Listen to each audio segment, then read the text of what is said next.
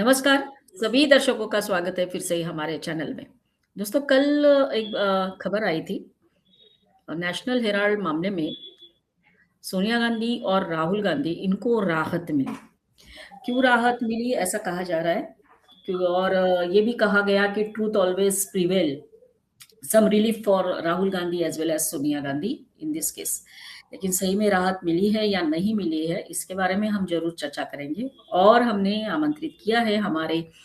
विशेष अतिथि supreme court के lawyer Pankaj Joshi ji sir को। सर आपका स्वागत है फिर से, धन्यवाद आप फिर से हमारे साथ जुड़े। जी नमस्कार मैडम, और आपके सभी व्यूअर्स के लिए बहुत बहुत नमस्कार। हाँ सर, ये जो केस चल रहा है काफी दिनों से, आई थिंक सुब्रमण्यम स्वामी जी इन्होंने केस किया था पहले नेशनल हेराल्ड के मामले में। जी, ये 2014 में जो केस है ये स्टार्ट हुआ था, और उस समय जो लीडर थे सुब्रमण्यम स्वामी, उन्होंने ये इस केस को स्टार्ट किया था। उन्होंने एक कंप्लेंट जो थी वो दी थी, और उसके बाद ईडी ने उसमें जो है अपनी जो इंक्वायरी थी वो स्टार्ट की थी, और उसके बाद और उसमें 156(3) जो है उन्होंने उसमें भी सुब्रमण्यम स्वामी ने आगे उस केस को कोर्ट में राउज एवेन्यू कोर्ट में, जो विशेष कोर्ट है, उसमें उन्होंने इसको आगे बढ़ाया था। और लगातार उस जो भी उनके पास डॉक्यूमेंटेशन थे उसके आधार पर उस मैटर को वो आगे बढ़ा रहे थे, आगे तैयारी कर रहे थे। तो 2014 से लगातार इस तरह से जो मैटर है उसमें उन्होंने सोनिया गांधी, राहुल गांधी और जो भी अदर कांग्रेस के लीडर हैं, चाहे उसमें उस समय के तत्कालीन जो नेशनल जो इनके कोषाध्यक्ष हैं मोतीलाल वोरा जी, और अदर जो भी हैं, उसमें उनको उसमें कंप्लेंट में करके और फिर आगे वो चीजें बढ़ाई थी। और ये चीजें इसी तरह से उसमें आगे ईडी ने इसमें एक्शन लेते हुए जो भी इनकी जो प्रॉपर्टी थी उसको भी एसोसिएट किया था। उसमें भी इस बात को रखा गया था कि किस तरह से जो है, क्योंकि ये जितना मीडिया की रिपोर्ट में आ रहा था और ईडी की रिपोर्टों में जो था वो ये था कि ऐसी प्रॉपर्टी जिसको कि उस तत्कालीन जब देश के स्वतंत्रता संग्राम के आंदोलन में रहे सभी क्रांतिकारियों ने, सभी स्वतंत्रता सेनानियों ने, और उस समय अपना पैसा देकर और इस कंपनी को खड़ा किया कि हम सभी तक इस स्वतंत्रता संग्राम की जो भी जन जन तक आवाज है हम इस अखबार के माध्यम से पहुंचाएंगे। और उसमें चाहे ये इंग्लिश में छपने वाला नेशनल हेराल्ड न्यूज़पेपर हो, चाहे हिंदी में छपने वाला नवजीवन अखबार हो, चाहे उर्दू में छपने वाला कौमी जो है उसको कौमी, तो उसकी तो उसके लिए जो है इन तीनों जो है लैंग्वेज में इस तरह से ये पेपर प्रिंट होता था। अब उसमें धीरे-धीरे जब चीज़ें समय के साथ-साथ वो जो है उसका न्यूज़पेपर को और इनका जो है प्रोडक्शन और जिस तरह से चीज़ें आगे उसमें गिरावट आई, और उसके बाद जो है ये जो कंपनी जो है नेशनल हेराल्ड की, नेशनल हेराल्ड तो एक तरह से फ्रंट, एक तरह से वो है फ्रंट नेम है, लेकिन पीछे जो इसके जो कंपनी है, और तो वो जब इस तरह से घाटे में आने लगी तो फिर उसके बाद कांग्रेस पार्टी ने, तत्कालीन कांग्रेस पार्टी ने, और इनको जो है एक लोन दिया, और उसमें लगभग लगभग 90 करोड़ का लोन दिया, और वो उस लोन को ये कहते हुए दिया कि इसको वो विदाउट इंटरेस्ट था। जो कंप्लेनेंट जिस तरह से जो कंप्लेंट आई है और जो कंप्लेंट सर्कुलेट जिस तरह से है, तो उसमें यही था कि इन्होंने जो है उसको लगभग 90 करोड़ का वो लगभग 10 साल के पिछले लगभग 10 साल के पीरियड में 2002 से 2011 के बीच में लगभग 100 इंस्टॉलमेंट्स में और उसको उसको दिया गया। और ये जो कांग्रेस पार्टी का जो कहना है उनके हिसाब से ये है कि ये हमने उस न्यूज़पेपर से जुड़े लोगों की सैलरी के लिए, उनके जो रिटायरमेंट के बाद के जो और अदर चीजें हैं, या उस बिल्डिंग में उस न्यूज़पेपर के जो अदर एक्सपेंसेस हैं, चाहे उसमें इलेक्ट्रिसिटी चार्जेस हो, हाउस टैक्स हो, या और टेनेंसी चार्जेस हो, उन सभी के लिए हमने उसको पेमेंट जो पेमेंट है उसको उसमें दिया। लेकिन दूसरी तरफ बीजेपी और उसमें जो सुब्रमण्यम स्वामी जी का कहना था कि आप उस बिल्डिंग को जो दिल्ली की बिल्डिंग है, मुंबई की बिल्डिंग है और उसमें अदर जगह और भी जगह हैं, भोपाल में, लखनऊ में। तो आपने उन बिल्डिंगों में आपने कमर्शियल एक्टिविटियाँ चला रखी थी। कमर्शियल एक्टिविटी का मतलब कि आपने उनको रेंट पे उठा रखा था। तो जैसा कि जो मीडिया की रिपोर्टों में है कि आपने दिल्ली की बिल्डिंग में आपने पासपोर्ट ऑफिस ओपन कर रखा था, जिस जगह पे आपको न्यूज़पेपर चलाना चाहिए, तो आपने वहाँ पासपोर्ट, उसका आपको रेंट मिल रहा था। इसके अलावा विशेष बात ये भी थी कि जो मीडिया की रिपोर्टों में ही है कि उस जगह पे एक दारू का ठेका भी खुला हुआ था, तो वहाँ से दारू भी सप्लाई हो रही थी और कोई इस तरह का पब्लिकेशन का काम नहीं था। तो ये जो कमर्शियल एक्टिविटियों के लिए उस लैंड को जिस तरह से यूज़ किया जा रहा था, तो ये अपने आप में एक फ्रॉड एक मैटर है। और पुराने जितने भी क्योंकि उस समय के जो भी चाहे सरदार पटेल जी रहे हों, जवाहरलाल नेहरू जी रहे हों, पुरुषोत्तम टंडन रहे हों और नरेंद्र देव रहे हों, रफ़ी अहमद किदवई रहे हों या अन्य अनेकों जितने भी जो स्वतंत्रता सेनानी हैं, जिन्होंने उसमें जिस तरह से भारत स्वतंत्रता संग्राम के जो क्विट इंडिया मूवमेंट है और उस समय ये इसको आवाज़ देने के लिए जब ये 1937 में जब इस न्यूज़पेपर को जब शुरू किया गया, तो अब उस न्यूज़पेपर की ये स्थिति हो गई, उस बिल्डिंग की ये स्थिति हो गई, तो ये अपने आप में ना केवल कांग्रेस पार्टी के लिए बल्कि मैं तो कहूँगा देश के लिए दुःख की बात है कि हमारे उन जननायकों को इतनी जल्दी लगभग 70 साल में ही भुला दिया गया कि जिन्होंने जो आवाज़ जो उठाना चाहते थे देश के लिए कि उसको ना करके केवल एक पर्टिकुलर उसका सेटलमेंट इस तरह से कर दिया गया कि किस तरह से वो एक कंपनी बेस्ड यानी कि जिस तरह से सीए और अदर एडवोकेट्स जिस तरह से काम करते हैं या केवल उसका पर्पसफुली जो एक उद्देश्य था वो खत्म करके और केवल कि इस प्रॉपर्टी का किस तरह से यूज कर लिया जाए तो वो कमर्शियल में आप कर सकते हैं, कोई कोई बात नहीं है, नो डाउट ये आपका। उसमें कांग्रेस पार्टी कहती भी है कि अगर हमने इनको लोन दिया है या आप नो डाउट आप दीजिए, लोन दीजिए, लेकिन आप उसके बाद जो उसकी एक्टिविटी है आप उस रूप में आपको निश्चित रूप से करनी पड़ेगी। क्योंकि अगर आप पैसे का जो उपयोग है वो उस तरह से नहीं करेंगे, सुब्रमण्यम स्वामी जी ने जो पीएमएलए के तहत जब इसमें कार्रवाई करने की उसमें जब कही कि चूंकि उस तरह से वो एक इन्वेस्टिगेशन एजेंसी नहीं है, तो इस वजह से उनके पास प्रॉपर डॉक्यूमेंटेशन उस तरह का नहीं हो सकता है। लेकिन जब उन्होंने कोर्ट में उस प्रक्रिया को आगे बढ़ाया, तो ये चीज़ जो है वो कोर्ट में आगे फर्दर चली। अभी जो कल की न्यूज़पेपर में जो अभी जो को ये आया है कि जो उसमें कॉग्निजेंस लेने से जो कोर्ट ने मना किया है, उसमें भी यही कोर्ट का कहना है कि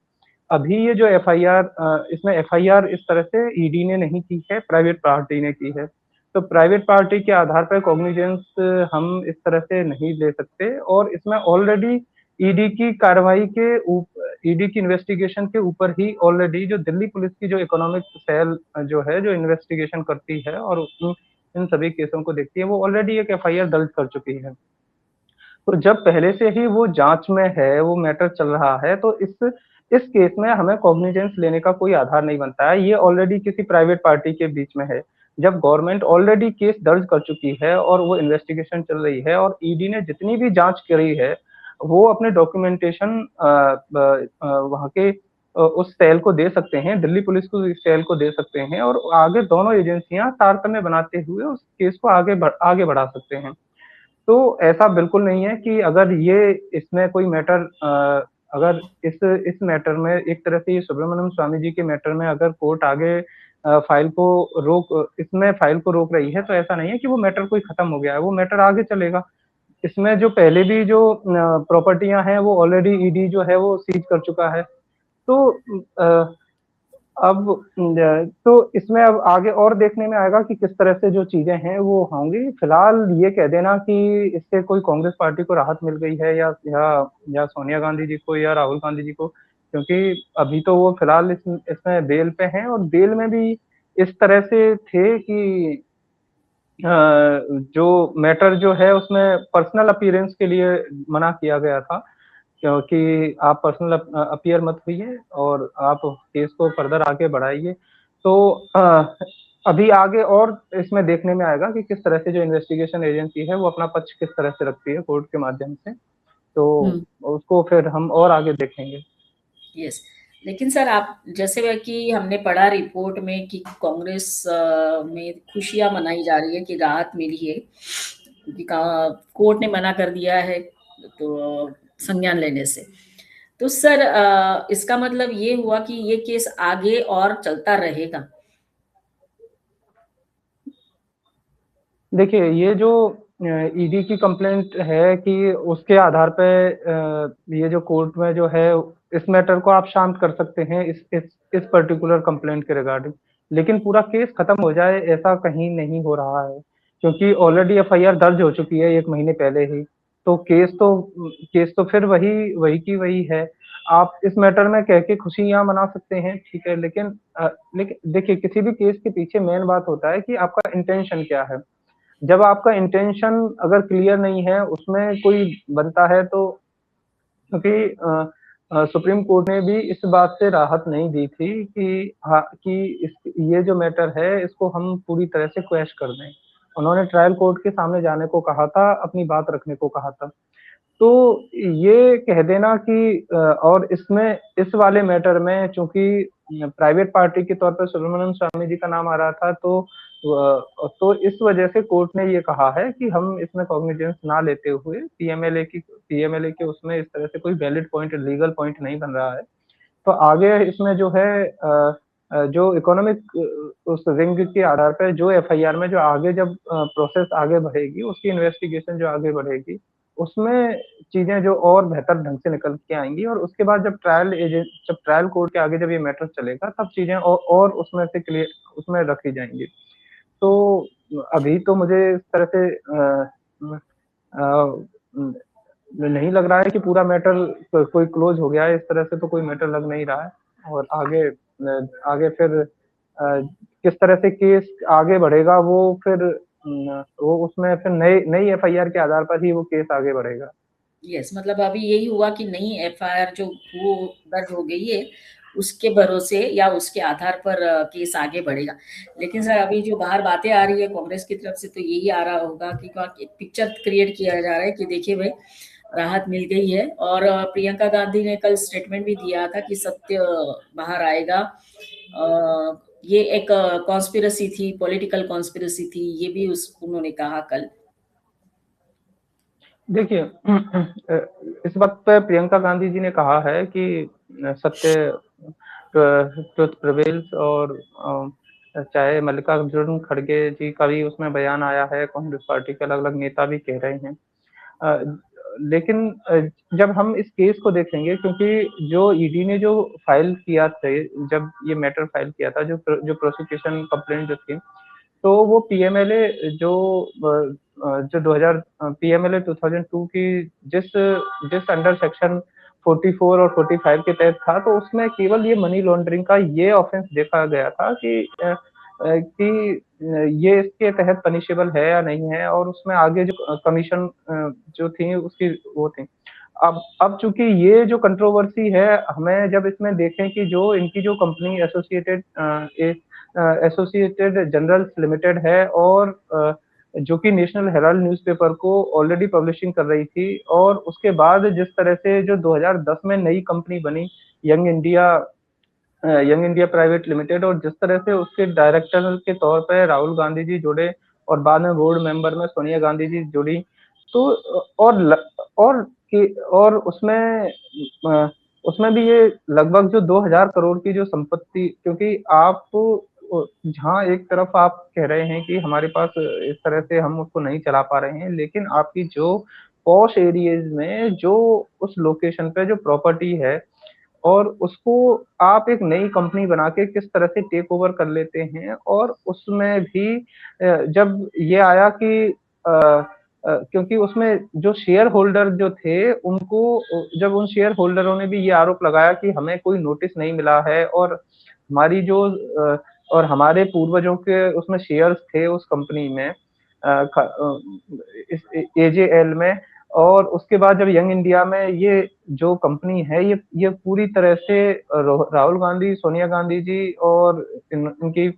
जो इसमें अदर और जो लोग हैं, उन्होंने पूरी तरह से एक्वायर कर ली, क्योंकि इन्हीं दो के नाम पे उसमें लगभग जो मीडिया में आ रहा है 76% उनके हिस्सेदारी है, बाकी में और लोग हैं। तो और उन्होंने ये कहा है कि उन शेयर को जिस तरह से डिस्ट्रीब्यूट करके अपने पास ले लिया गया, तो उसमें उसके लिए हमारे पास कोई नोटिस भी नहीं आया, कोई मीटिंग की सूचना नहीं दी। तो इन सभी को लेके तो जो मिसअप्रोप्रिएट जो एजेएल कंपनी के जो एसेट्स हैं, वो पर्सनल गेन के लिए किस तरह से मिसयूज किए गए हैं, यही उनका आरोप है। और और फिर इसी के लिए जो ईडी जो है उन्होंने जो और उस उन अगर शेयर होल्डरों में भी अगर हम नाम देखें तो उसमें बड़े मार्कंडेय जी काटजू जो चीफ जस्टिस रहे हाई कोर्ट के, उनका नाम हो, चाहे प्रशांत भूषण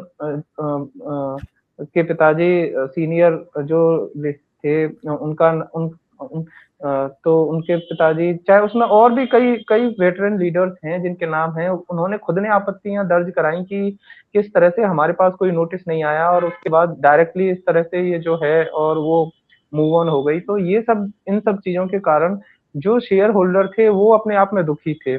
और कहीं और जब इस उनकी आवाज बनते हुए सुब्रमण्यम स्वामी जी ने इस आवाज को उठाया और आगे वो मैटर लेके गए। स्वास्थ्य की खराबी के कारण वो काफी समय से इस केस को आगे नहीं बढ़ा पा रहे थे। और उसके बाद जब ईडी ने इस मैटर को लिया और दिल्ली पुलिस ने इस मैटर को अपने पास लिया है, तो निश्चित तौर पे ये जो इसमें जो कार्रवाई है वो आगे बढ़ रही है। और